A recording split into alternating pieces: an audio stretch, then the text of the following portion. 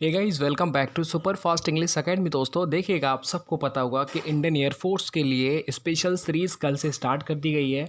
तो रेगुलर आपको वीडियोस मिलेंगी। रेगुलर आपको अपने आप को टेस्ट करना है। नहीं आया उसे आप नोट करिएगा। हर तरह के क्वेश्चंस इनमें आपको देखने को मिल जाएंगे। वन वर्ड सिनोनियम्स मिल जाएंगे, एंटोनियम्स मिल जाएंगे, एरर्स मिल जाएंगी, फिल इन द ब्लैंक्स मिल जाएंगे। तो बहुत सारी चीज़ें जो आपके पेपर में हूबहू आती हैं वो सब मिलेंगी। कल आपका स्कोर बहुत अच्छा रहा था। आज भी आप अपना स्कोर कमेंट करके ज़रूर बताइएगा आपका स्कोर कैसा रहा। और ये क्वेश्चंस बहुत अच्छे हैं, इन पर आप बिल्कुल भी संदेह ना करें। इसलिए आप इन सारे प्रश्नों को अच्छे से पढ़ें, याद करें और आप खुद ट्राई करें। देखिए, सबसे पहला क्वेश्चन मैंने यहाँ पर लिया है, this errors are made by foreigners. ये सेंटेंस है और इसमें आपको एरर बताना है। जल्दी से सोच के बताइएगा। देखिएगा, ये आपने पढ़ लिया होगा कि दिस एरर्स लिखा हुआ है। अगर आप कल की वीडियो अगर नहीं देखा तो देख लेना, उसमें मैंने आपको पूरा बताया। एक सेकंड, कल वाली वीडियो में मैंने पूरा बताया था कि दिस और दैट सिंगुलर होते हैं तो इनके बाद जो वर्ब आएगी वो भी सिंगुलर आएगी। या फिर मैं ये कहूँ कि इनके बाद अगर कोई नाउन आएगा तो वो भी कैसा आएगा, सिंगुलर आएगा।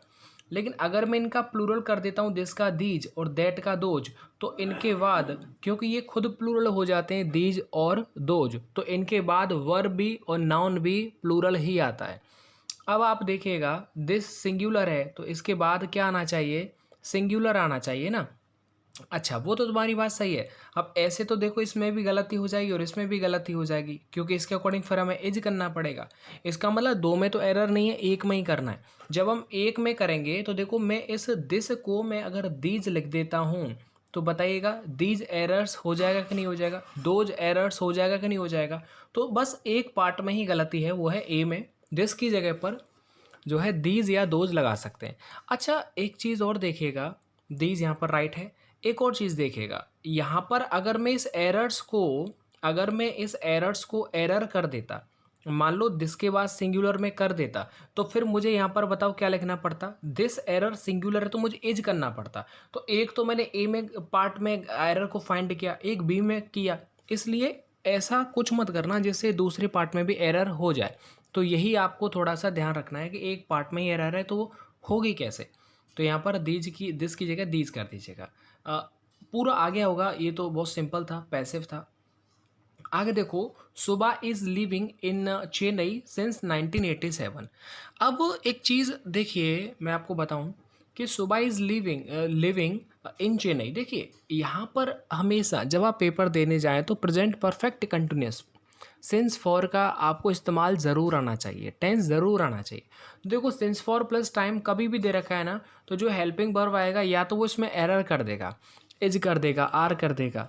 वहाँ पर आपको ये देख लेना है। या फिर प्रेजेंट परफेक्ट कंटिन्यूस में क्या होता है, सिंस फॉर की गलती, बस दो ही गलती होती हैं और कुछ नहीं होता है। अगर ऐसा कोई सेंटेंस आपको नज़र आ रहा है तो देखिएगा, यहाँ पर क्या आएगा, सिंस फॉर जायज़ है, क्या होगा, has been, have been, ING लगता है। तो शुबा एक सिंगुलर है, इसलिए यहाँ पर क्या हो जाएगा, हैज़ बीन हो जाएगा। क्या हो जाएगा, हैज़ बीन हो जाएगा। बाकी एकदम सही है, कोई भी गलती नहीं है। चेन्नई समझा ना, चेन्नई जो वो किसकी राजधानी है, जल्दी से बताइएगा। अच्छा, मैं आपको एक छोटा सा प्यारा सा क्वेश्चन देता हूँ। वो क्वेश्चन ये है, बताइए मुझे, आंध्र प्रदेश, तेलंगाना, तमिलनाडु और केरल, इन चार में से कौन सा ऐसा राज्य है जिसकी सीमा समुद्र से नहीं लगती है। आगे बढ़ जाइएगा। आगे देखिएगा, अब आपको ये जो है ये बताना है, इन चारों में से बताना है कि ये सही वाली स्पेलिंग कौन सी होगी। अगर आपने याद किया होगा तो हो जाएगी, अगर याद नहीं किया होगा तो फिर आप गलत कर देंगे। इसलिए इन सबको थोड़ा सा पढ़ना है कि ऑटोनॉमी की स्पेलिंग क्या होगा। तो ये मैं उम्मीद करता हूँ कि आप सब इसको बता देंगे, इसलिए मैं इसे नहीं बता रहा हूँ, ठीक है। अगर आपको थोड़ा डाउट है तो फिर मैं इसे बता देता हूँ। देखिएगा, ये जो ऑटोनॉमी है, पहले तो ये देखो, इसमें ना ऑटोनॉमी में होता है AUTONMY। क्या होता है, दोबारा रिपीट करता हूँ, AUTONMY। याद हो जाएगा, कोई दिक्कत तो नहीं है, हो जाएगा। देखो, ये स्पेलिंग आपको याद करना पड़ेगा वरना गलत हो जाएगा, इसका और कोई शॉर्टकट है ही नहीं। आगे देखिएगा, can you tell the difference butter and margarine. यहाँ पर आपको बटर और मार्गरीन में क्या आपको अंतर बताना, तो can you tell the difference. अब आपको बताना है यहाँ पर एंड इस्तेमाल हो रहा है और दो चीज़ें हैं, बटर और मार्गरीन।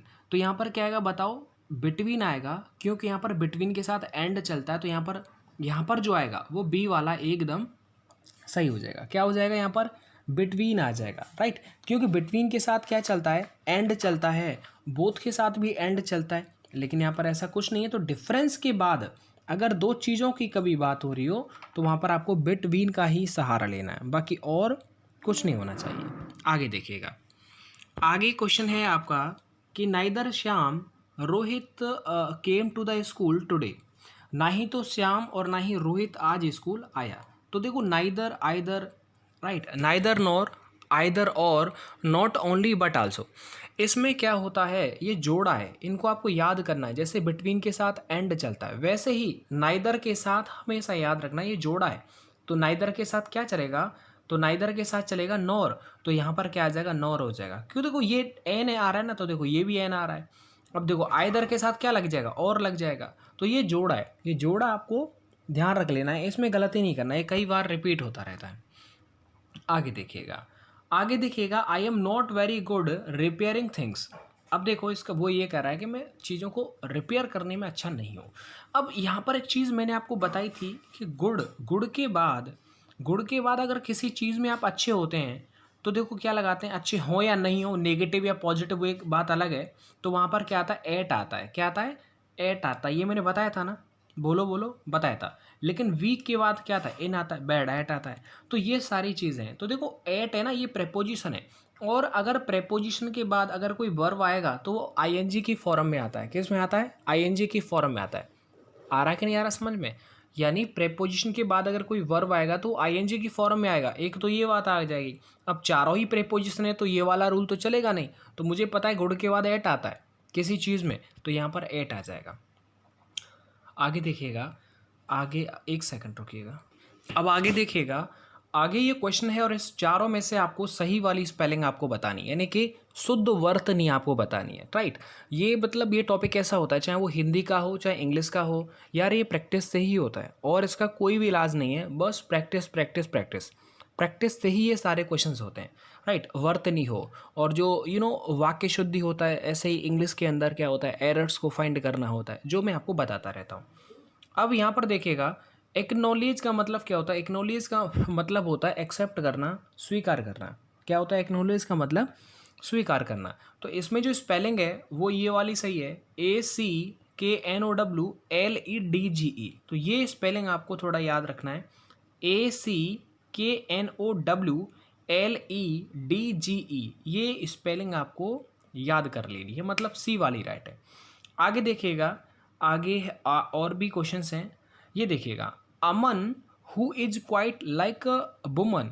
तो ये आपको वन वर्ड बताना आपको कि अ मैन, ये अलग अलग है थोड़ा सा, ये टाइपिंग मिस्टेक है, ये अमन नहीं है, ये लिख रहा है ए मैन, अलग अलग। मतलब ऐसा व्यक्ति जो थोड़ा सा औरत जैसा थोड़ा थोड़ा लगता है, उसका जो नेचर ऐसे बोल सकते हैं, वो थोड़ा फीमेल जैसा मिलता है, तो उसको हम क्या बोलते हैं, तो उसको बोलते हैं, ये आपको याद कर लेना है, क्योंकि वो थोड़ा फीमेल जैसा लगता है, इसीलिए उसे इफेमिनेट बोलते हैं। क्या बोलते हैं उसे, इफेमिनेट बोलते हैं, याद हो जाएगा। ये कंटस्ट आपको याद कर लेना है कि उसे इफेमिनेट बोलते हैं। कोई भी आदमी जो औरत जैसा लगता है, थोड़ा थोड़ा मिलता जुलता है, तो उसे इफेमिनेट बोलते हैं। अब देखो इसमें फेमिनिस्ट है, और फेमिनिस्ट का मतलब आप सबको बताना है कमेंट करके कि फेमिनिस्ट का मतलब क्या होता है। देखो एक आदमी है, अगर वो औरत जैसा लग रहा है, राइट, तो वो तो हो जाएगा इफेमिनेट। लेकिन एक व्यक्ति जो औरतों को पसंद करता है, तो वो सारी चीज़ें अब आपको मुझे बतानी है कि फेमिनिस्ट किसे बोलते हैं। आगे देखो, ACO मतलब ये थोड़ा अलग लिखना था, ये एक बार मैं इसे लिख देता हूँ, कोई बात नहीं। ये देखो ये ऐसे लिख रहा है, अ को वर्कर है, क्या है, अ को वर्कर, मतलब साथ में काम करने वाला। अ को वर्कर इन एन ऑफिस और इंस्टीट्यूट, उस व्यक्ति को हम क्या बोलते हैं जो हमारे किसी कंपनी में, ऑफिस में, इंस्टीट्यूट में साथ में काम करता है, उस व्यक्ति को क्या बोलते हैं। तो उस व्यक्ति को क्या बोलते हैं बताओ, उसे कॉलीग बोलते हैं। क्या बोलते हैं उसे, कॉलीग बोलते हैं, कॉलीग। तो हो जाए कलीग, मतलब वही जो आपके साथ में काम करता है, साथ में नौकरी करता है, आपकी ऑफिस में नौकरी करता है, तो वो कॉलीग कहलाता है। आगे देखिएगा, आगे सभी अच्छे क्वेश्चंस हैं, मैं बिल्कुल भी आपका टाइम ज़ायज़ नहीं कर रहा। अब देखिएगा ये है कि the music group broke up unceremoniously. तो आपको ये बताना है कि ये जो ब्रोकअप लिखा हुआ है ये रेखांकित करना था, अंडरलाइन, यानी कि ब्रोकअप है और ब्रोकअप की जगह इन चार में से क्या आ जाएगा। जल्दी बताओ कि इस ब्रोकअप यानी ब्रोकअप का आपको सेम मीनिंग बताना है कि यहाँ पर फिट कौन सा हो जाएगा ब्रोकअप की जगह। आप देखो इसे पहले पढ़ लो आराम से, तभी आप कर पाएंगे, अदरवाइज इसे आप गलत कर देंगे। क्योंकि देखो the music group broke up unceremoniously, तो आपको यही बताना है, बार बार पढ़ के बताना है, वरना गलत हो जाएगा। तो ये होता है डिसबैंडेड इटसेल्फ। क्या होता है ब्रोकअप मतलब वही डिसबैंड कर देना, तो डिसबैंडेड इटसेल्फ हो जाएगा इसका जो है सी वाला आंसर हो जाएगा। आगे देखिएगा, आगे देखो, she vaguely takes after her grand mother. तो आपको ये बताना है कि टेक्स आफ्टर जो ये लिखा हुआ है, इस टेक्स आफ्टर की जगह पर क्या आ जाएगा, मतलब टेक्स आफ्टर का ही दूसरा मीनिंग क्या होता है। तो जल्दी से बताइएगा, मतलब क्या है टेक आफ्टर का मतलब। देखो लुक आफ्टर अलग होता है, लुक आफ्टर जो होता है वो एक अलग होता है। लुक आफ्टर का मतलब क्या होता है ये भी आपको कमेंट करके बताना है कि लुक आफ्टर का मीनिंग क्या होता है। तो टेक आफ्टर का मतलब होता है रिजेंबल होना, थोड़ा थोड़ा एक जैसे दो भाई हैं दोनों का चेहरा रिजेंबल करता है, तो वो होता है टेक आफ्टर। और लुक आफ्टर का मतलब देखभाल करना, है ना। अब आपको ये अपोजिट बताना है, मैंने अपोजिट भी ले रखे हैं, तो हर टाइप के क्वेश्चंस हैं वो यहाँ पर देखने को मिल जाएंगे। अपोजिट बताना है किसका, डोले फुल का आपको बताना है। किसका बताना है, डोले फुल का बताना है। तो अब देखो इसे आप नोट कर लेना, अगर ये आपको याद नहीं है, कैसे भी कुछ भी समझो, याद नहीं है तो आपको नोट ही करना पड़ेगा, क्योंकि ओपोजिट है। क्या ये ओपोजिट है, और ओपोजिट होने पर डोले फुल का होता है, ओपोजिट होता है चीयरफुल। क्या होता है जल्दी बताओ, चीयरफुल है होता है। डोले फुल का जो अपोजिट होता है वो क्या होता है, चीयरफुल होता है। आगे बढ़ जाते हैं।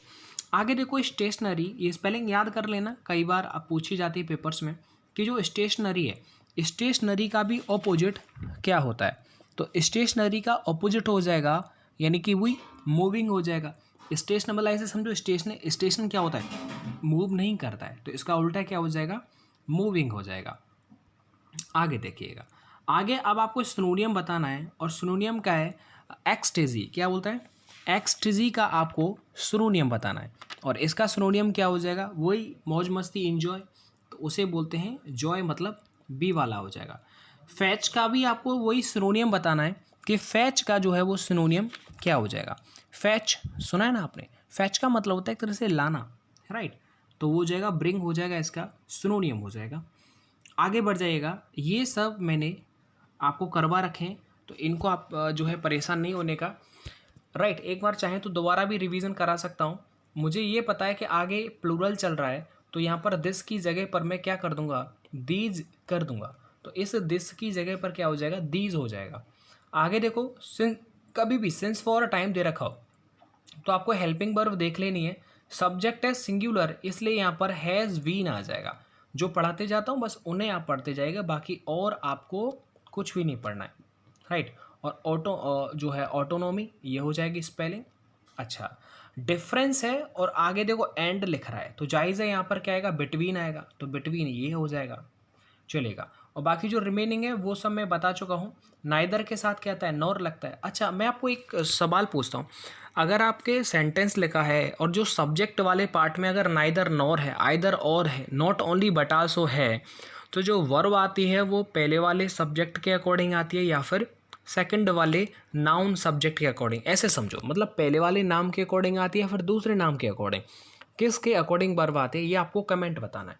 अभी मैंने बोला था कि गुड के बाद, अगर गुड के बाद वैसे किसी चीज़ में आप अच्छे होते हैं या फिर ये नेगेटिव हो तो एक सेंटेंस अलग है, बट बेसिकली अगर ये नहीं होता तो आप क्या करते, गुड के बाद एट लगाते ना। और एक और रूल ये होता है कि प्रेपोजिशन के बाद जो वर्ब आएगी वो आईएनजी की फॉर्म में आती है, तो ये आप ऐसे याद कर लीजिएगा, चलेगा।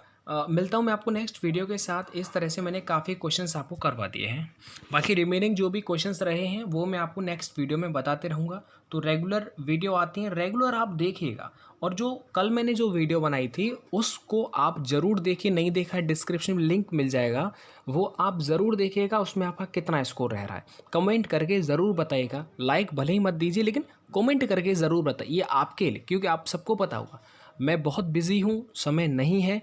आपके लिए स्पेशल मैं ये सीरीज इसलिए चाह रहा हूँ। बाकी नफ़ा नुकसान मेरे मायने में कुछ नहीं होता, क्योंकि सबसे पहले अपना लक्ष्य होता है और उस लक्ष्य के प्रति यदि आप समर्पित हैं तो आपको दूसरा काम नहीं दिखता।